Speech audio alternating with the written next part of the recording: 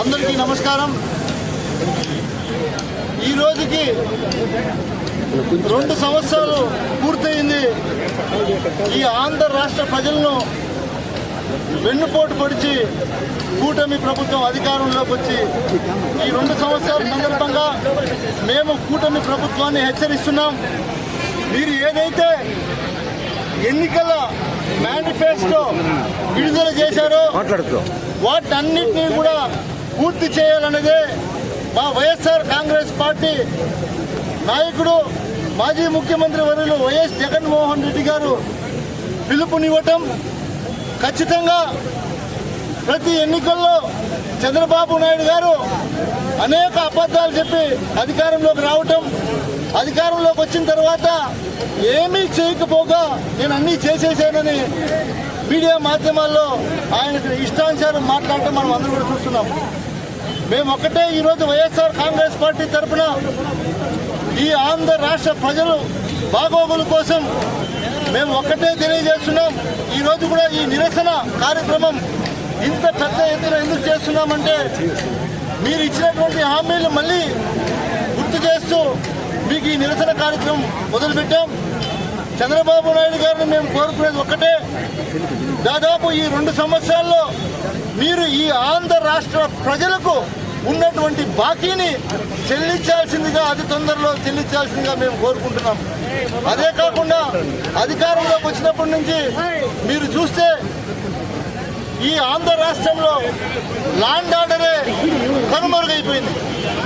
ఎన్నో హత్యలు, ఎన్నో హత్యాయత్నాలు మనం చూస్తే ఎక్కువ శాతం ఆంధ్ర రాష్ట్రంలోనే ఇప్పుడు కనిపిస్తూ ఉంది. అదే కాకుండా మీరందరూ గమనించాలి, మీడియా సోదరులు కూడా నేను కోరుకుంటా ఉన్నా, ప్రజల్లో ఇంకొంచెం అవేర్నెస్ తెప్పించాలి మీరందరూ కూడా. ఎందుకంటే చంద్రబాబు నాయుడు గారు ఎన్నికలు పిలిచేటువంటి వాగ్దానాల్లో ఏ ఒక్కటి నెరవేర్చకపోగా ప్రతి గ్రామంలోన వాళ్ళ కార్యకర్తల చేత 4-5 బెల్ట్ షాపులు ఓపెన్ చేయించారు. ఆ బెల్ట్ షాపుల వల్ల నిరుపేద కుటుంబాలు ఈరోజు రోడ్డున పడినటువంటి పరిస్థితి మనం చూస్తున్నాం. ఇది నారా చంద్రబాబు నాయుడు గారు మీకు తగునని మేము అడుగుతూ ఉన్నాం. అదేవిధంగా విద్యాశాఖ మంత్రివర్యులు లోకేష్ గారు మొన్న ఏం మాట్లాడారో మనమంతా చూసాం. డిఎస్సి దగా చూసాం. ఎవరైతే మెరిట్లో వచ్చారో వాళ్ళకు ఉద్యోగాలు ఇవ్వకుండా వాళ్ళ కార్యకర్తల కొడుకులకి, వాళ్ళ నాయకుల కొడుకులకి, వాళ్ళకు కావలసినటువంటి వారికి ఉద్యోగాలు ఇచ్చేటువంటి ఘనత ఈ కూటమి ప్రభుత్వాన్ని కూడా తెలియజేస్తా ఉన్నా. అదేవిధంగా మీరు గమనిస్తే ఇప్పటికే ఈ 2 సంవత్సరాలకే ఈ ఆంధ్ర రాష్ట్రంలో ఎంతోమంది ముఖ్యమంత్రులు వచ్చి వెళ్ళారు. ఏ ముఖ్యమంత్రి కూడా ఇంత మోసమైనటువంటి పరిపాలన పరిపాలించలేదు, ఇంత దగాకోరు పరిపాలన పరిపాలించలేదు. ఎందుకంటే మీరు చూస్తే ఎన్నికల సమయంలో ఆయన చెప్పినటువంటి మాటలకు ఈరోజు రాష్ట్ర ఆర్థిక పరిస్థితికు ఎక్కడ పొందడం లేదు. ఆ రోజు ఎన్నికల ముందర నేను అనుభవజ్ఞుడిని, నేను సంపద సృష్టిస్తానని చెప్పి మాయ మాటలు చెప్పి ఒకే ఒక్క సంపద సృష్టించినటువంటి దాఖలాలు ఏమైనా ఉన్నాయా? ఆయన సంపద ఎలా సృష్టించాడో మీ అందరూ కూడా తెలుసుకోవాలి అంటే మనం ఆర్థిక శాఖ మంత్రి దగ్గర, నిర్మలా సీతారామన్ దగ్గర లెక్కలు తీసుకుంటే హైయెస్ట్ అప్పు 2 సంవత్సరాల్లో చేసినటువంటి ముఖ్యమంత్రి ఎవరైనా ఉన్నారా అంటే అది ఒక చంద్రబాబు నాయుడు పేరే ఈ ప్రపంచవ్యాప్తంగా చెప్పుకునేటువంటి ఘనత చంద్రబాబు నాయుడు గారిని కూడా తెలియజేస్తా ఉన్నా. ఎందుకంటే 2 సంవత్సరాలకి 3.5 లక్షల కోట్లు అంటే 3.5 లక్షల కోట్లు అంటే ఒక్కొక్క మనిషి మీద ఎంత భారం పడింది కూడా ఆలోచించుకోండి. అదేవిధంగా ఇప్పుడు అమరావతి పేరు మీద పెద్ద దోపిడీ జరుగుతూ ఉంది. ఎక్కడా లేనటువంటి, ప్రపంచ దేశాల్లో కూడా లేనటువంటి విధంగా కాంట్రాక్టర్ల చేతిలోకి డబ్బులు వెళ్ళి ఆ డబ్బులను వీళ్ళు మళ్లించుకుంటూ ఇష్టానుసారం రేట్లు. ఎక్కడైనా సరే కన్స్ట్రక్షన్కి ఎంత మంచి బిల్డింగ్ కట్టాలన్నా 4-5 వేల కంటే ఎక్కువ కానటువంటి కన్స్ట్రక్షన్ కాస్ట్లో కూడా ఈరోజు వీళ్ళు 20,000, 24,000, 25,000 వీళ్ళు ఇష్టానుసారం ఎలా పడితే అలా టెండర్లు ఇచ్చి అక్కడ ఏమి పని చేయకపోయినా సరే మొబిలైజేషన్ అడ్వాన్సులు వేల కోట్లు తన్నుకొని పోతా ఉన్నారు. ఏదో తూతూ మంత్రంగా మొదటి సంవత్సరం అలా తూతూ మంత్రంగా చెప్పారు. ఇప్పటికి అధికారంలోకి వచ్చి 2 సంవత్సరాలు పూర్తయింది. గుర్తుపెట్టుకోండి, తల్లికి వందనం అంటే జగన్మోహన్ రెడ్డి గారు ఏదైతే అమ్మ ఒడిని పేరు పెట్టారో దాని పేరు మార్చి తల్లికి వందనం అని పేరు పెట్టడం జరిగింది. ఆ తల్లికి వందనం అనే పేరు ప్రజల్లో కూడా ఇంకా ఎవరికి కూడా అర్థం కానటువంటి పరిస్థితి. ఈ రోజు కూడా గ్రామాల్లోకి వెళ్తే మాకు అమ్మఒడి పడలేదనే చెప్తున్నారు తప్ప ఎవరు తల్లికి వందనం అని చెప్పే ప్రసక్తే లేదని కూడా మీకు తెలియజేస్తా ఉన్నాం. మేము ఒకటి కోరుకుంటున్నాం, ఆ రోజు మీరు యువతకి ఇచ్చినటువంటి మాట కావచ్చు, వృద్ధులకు ఇచ్చినటువంటి మాట కావచ్చు, రైతులకు ఇచ్చినటువంటి మాట, మీరు ఆ రోజు రైతులకు అనేక మాయ మాటలు చెప్పారు.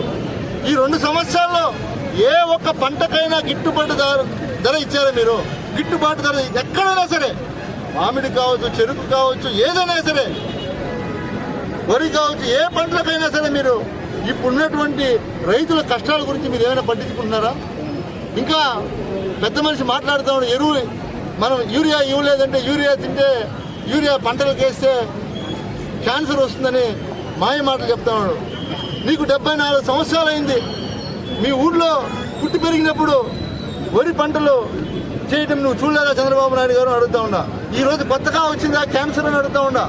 ఆ రోజుల్లో లేదా క్యాన్సరు అంటే మీరు ఏ సభకి వెళ్ళినా వాళ్ళని గుర్తించాల్సింది ఒకటే, స్థానికంగా అక్కడ పోయి ఏదో ఒకటి ఊదర కొట్టి రావడం తప్ప. ఎందుకంటే అధికారం ఉంది. ఈరోజు అధికారులందరూ కూడా వాళ్ళ చుట్టూ ఉంటారు, వాళ్ళకు అండగా ఉంటారు. ఎక్కడ కూడా ఎవరు కూడా వాళ్ళని నిలదీయడానికి కూడా అవకాశం లేకుండా అక్కడ పోయి ఏదో ఒక 4 షోలాగా 4 మాటలు ఒక్కొక్కరు ఒక్కొక్క సబ్జెక్ట్ మీద మాట్లాడేసి వెళ్ళిపోవడం తప్పితే తప్ప మీరు గ్రౌండ్లో రియాలిటీ తెలుసుకుంటున్నారో అడుగుతా ఉన్నా. మీరు ఏ గ్రామానికైనా సరే, మేము ఈ రాష్ట్రం మొత్తం మీకు చెప్తున్నా, మీరు ఏ గ్రామానికి రమ్మన్నా మేము వస్తాం.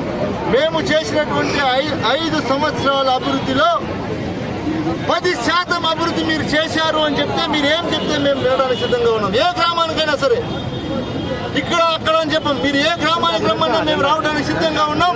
జగన్మోహన్ రెడ్డి గారు ముఖ్యమంత్రిగా ఉన్నప్పుడు చేసినటువంటి అభివృద్ధిలో కేవలం ఈరోజు మీరు 10% ఎక్కడైనా చేసింటే మీరు ఏం చెప్తే మేము వినడానికి సిద్ధంగా ఉన్నాం.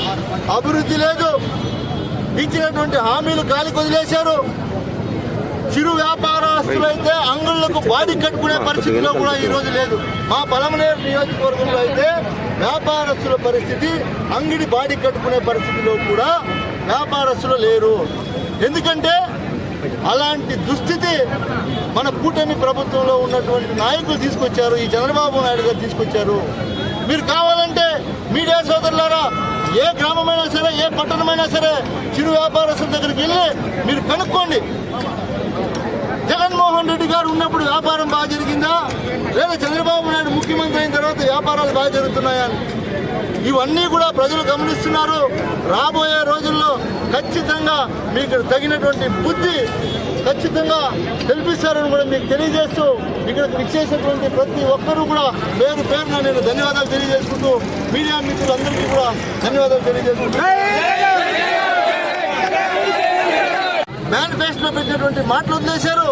ఇప్పుడు కేవలం డబ్బు మొత్తం రాజధాని అనే ఒక మాయ చుట్టూ తిప్పుతున్నటువంటి చంద్రబాబు నాయుడు గారికి ఇది తగునా నేను అడుగుతా ఉన్నా.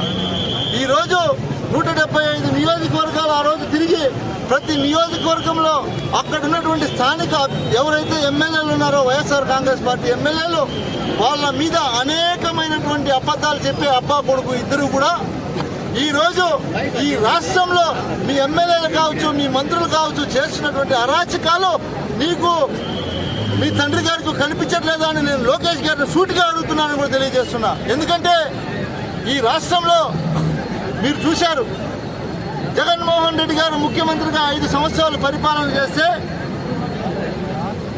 ఎన్నో వేల కుటుంబాలకి ఇంటి స్థలాలు, ఇండ్లు కట్టించడం, ఆ ఇండ్లు పూర్తయి గృహప్రవేశాలు చేయడం జరిగింది గతంలో. వీళ్ళు అధికారంలోకి వచ్చి 2 సంవత్సరాలు అయింది. ఏ నిరుపేదకైనా ఒక ఇల్లు ఇచ్చారని అడుగుతా ఉన్నా. ఏ నిరుపేదకైనా ఒక్క ఇల్లు ఇచ్చారా? అదేవిధంగా భర్త చనిపోయినటువంటి మహిళలు ఎంతో మంది ఉన్నారు. వీళ్ళ ప్రభుత్వం వచ్చి 2 సంవత్సరాలు పూర్తయింది. భర్త చనిపోయినటువంటి మహిళలకు పెన్షన్ ఇవ్వాల్సినటువంటి బాధ్యత ప్రభుత్వంది కాదా అని అడుగుతా ఉన్నాం మేము మిమ్మల్ని ఈరోజు. మీకు బాధ్యత లేదా అని అడుగుతా ఉన్నా. 2 సంవత్సరాలు పూర్తయినా మీరు ఒకే ఒక కొత్త పెన్షన్ కూడా విడుదల చేయలేదు. ఎందుకు ఇంత మోసం చేశారు ప్రజల్ని కూడా మేము అడుగుతా ఉన్నాం. అదేవిధంగా వాలంటీర్ వ్యవస్థని ఆ రోజు జగన్మోహన్ రెడ్డి గారు ప్రతి కుటుంబానికి నేరుగా అన్ని వసతులు అందే విధంగా వాలంటీర్ వ్యవస్థ తీసుకొచ్చి పెడితే వాళ్ళని కూడా మాయ